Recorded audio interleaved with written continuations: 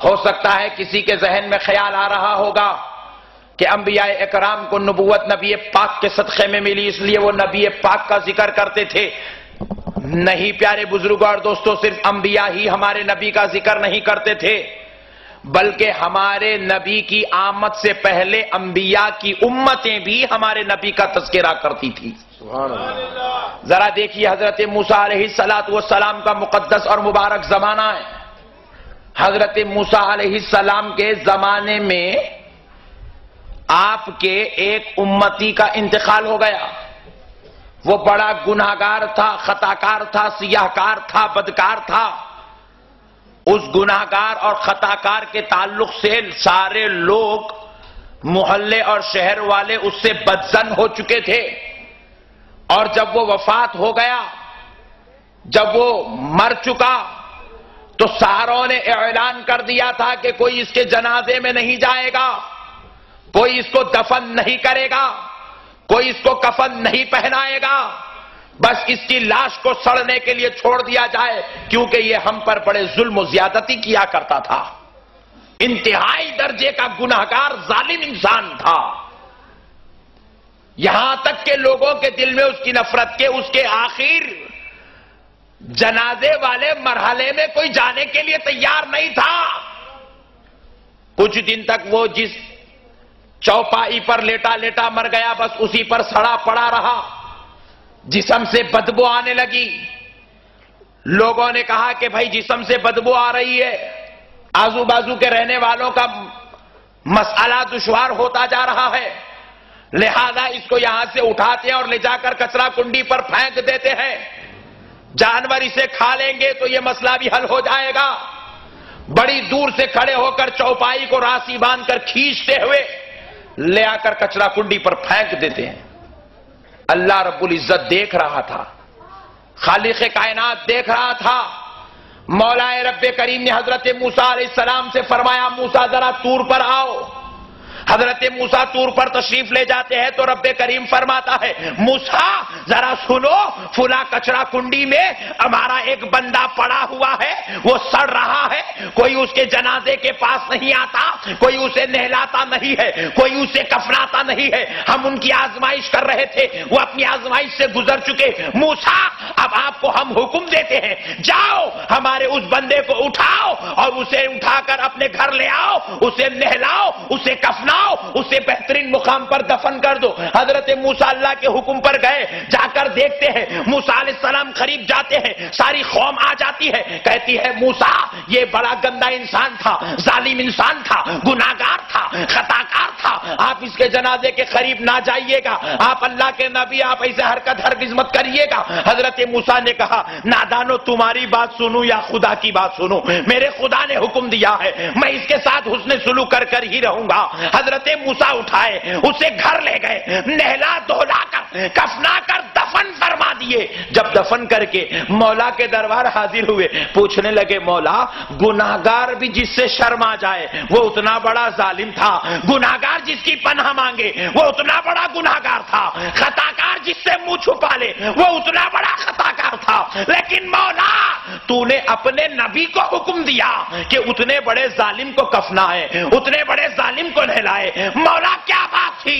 تو رب جواب دیتا ہے موسیٰ سنو، توریت کھولتا تھا، وہ برابر گناہگار تھا، خطاکار تھا، سیاہکار تھا، لیکن جب اپنے گھر میں توریت کھولتا تھا تو پڑھنا نہیں جانتا تھا، انگلی پھیرتا تھا، لیکن جہاں میرے محمد کا نام آتا تو توریت اٹھا کے چوم لیتا، کبھی سر پہ رکھ لیتا، نام محمد کی تعظیم کرتا تھا. تو میں نے سوچا جو میرے محمد کے نام کی تعظیم کرے وہ اتنا مفلس و لاچار کیسے ہو جائے، اس لیے ہم نے چاہا محمد کے نام کی تعظیم کرنے والے کو کوئی نہ کفنائے تو نہ کفنائے، اللہ کا نبی کفنائے گا اور دفنائے گا.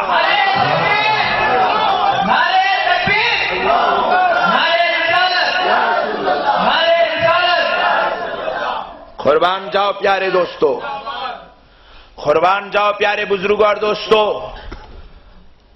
ہمارے نبی کے نام مبارکہ کی عظمت ہے. کوئی یہودی بھی چوم لے تو نجات ہو رہی ہے. اب اگر سنی انگوٹا چومے تو ٹینشن کس بات کی ہے؟ اگر کسی کو ٹینشن ہوتا ہے تو ہونے دو، ہم تو مسئلے حل کرنے والے ہیں۔ پیارے بزرگ اور دوستو، لوگوں کو بہت سارے مسائل پر اختلاف ہے، لیکن آج ہم کسی اختلافی مسئلے پر گفتگو نہیں، ہم صرف اصلاحی مسئلے پر گفتگو کریں گے۔ ہم کڑا پا کے ہر مسلمان کو یہ دعوت دیتے ہیں کہ وہ نبی کا سچا غلام بن جائے، وہ نبی کا عاشق بن جائے۔ خدا کی قسم آج دنیا دیکھ رہی ہے، نجات اگر کسی کو کہیں نصیب ہو سکتی ہے تو مصطفیٰ کی غلامی میں نصیب ہو سکتی ہے، اور کوئی دوسرا میدان آج باقی نہیں ہے۔ لوگ نیوکلیئر بنائے، دیکھ لی انگار لگ گئی، بڑے بڑے چیف منسٹر بن گئے، دیکھے پورا بازار خراب ہو گیا۔ آج اپنے ہی گھر میں اپنے کو لڑنے کی نوبت آ گئی۔ آپ سمجھ گئے تو گڈ، نہیں سمجھے تو ویری گڈ۔ پیارے بزرگ اور دوستو، رب بتا رہا ہے نادانو، تم اپنے آپ کو سب کچھ مت سمجھو، میں تمہارا خدا ہوں۔ جو لوگ چند دنوں میں خدائی کا دعویٰ کرنے والے تھے، خدا نے ان کو ایسے جلا دیا کہ چہرہ تک نظر نہیں آیا۔ رب بتا رہا ہے نادانو، خدا میں ہوں، اور اگر نجات چاہتے ہو میرے جاہو جلال سے تو میرے مصطفیٰ کی کمبل میں چھپ جاؤ، میرے نبی کی رحمت میں چھپ جاؤ، تمہیں نجات نصیب ہو جائے گی۔ میرے پیارے بزرگ اور دوستو، قربان جائیں ہمارے آقا کے مقام پر۔ دیکھیے حضرت اسحاق علی نبینا علیہ الصلوۃ والسلام کون ہے؟ آپ کو معلوم ہونا چاہیے کہ حضرت اسحاق حضرت ابراہیم کے بیٹے ہیں۔ حضرت اسحاق علیہ السلام کی امت میں اللہ نے 70,000 نبیوں کو پیدا کیا، آپ کی اولاد میں 70,000 پیغمبر پیدا ہوئے۔ حضرت ابراہیم علیہ السلام کے بیٹے اسحاق علیہ السلام ایک بار راستے سے گزر رہے ہیں، ایک معذور شخص اپنی بنڈی پر بیٹھا ہوا ہاتھوں سے اپنے جسم کو گھسیٹتا ہوا آگے بڑھ رہا تھا۔ اس نے حضرت اسحاق کا گزر ایک دوسری گلی سے دیکھا تو چلا اٹھا، یا محمدہ یا محمدہ۔ سبحان اللہ۔ حضرت اسحاق علیہ السلام پریشان ہوئے، یہ نام کون پکار رہا ہے، کدھر سے کہاں سے پکار رہا ہے؟ پلٹ کر دیکھتے ہیں تو ایک معذور شخص جس کے دو اپنے پیروں سے معذور ہے، ایک بنڈی پر بیٹھا ہاتھوں سے کھسکتا ہوا مجھے پکار رہا ہے۔ حضرت اسحاق دوڑے دوڑے اس کے قریب آئے اور آ کر کہنے لگے، اے پکارنے والے ذرا بتا تو صحیح، تو نے مجھے کس نام سے پکارا ہے؟ کہا کہ میں آپ کو محمد کے نام سے پکار رہا ہوں۔ کہا تجھے کیسے معلوم کہ میرا نام محمد ہے؟ تو کہا سنو، میں نے پچھلے نبی کی کتاب میں پڑھا تھا، محمد ایک ایسی ذات آئے گی جب وہ چلیں گے تو راستے سے خوشبوئیں مہکا کریں گی۔ قیامت کے قریب ایک ایسی ذات آئے گی جب وہ چلیں گے تو ان کے چلنے پر ابر ان کا سایہ کرے گا۔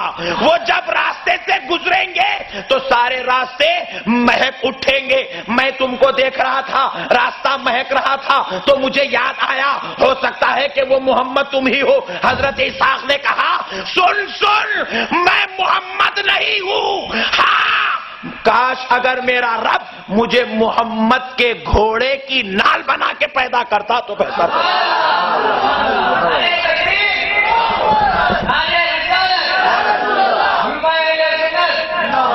قربان جاؤ پیارے بزرگوں اور دوستو، نبی آئے نہیں، چرچا چل رہا ہے، تذکرے چل رہے ہیں، ذکر ہو رہا ہے، بلکہ یوں کہنے دیجئے میلاد النبی کا جلسہ ہو رہا ہے۔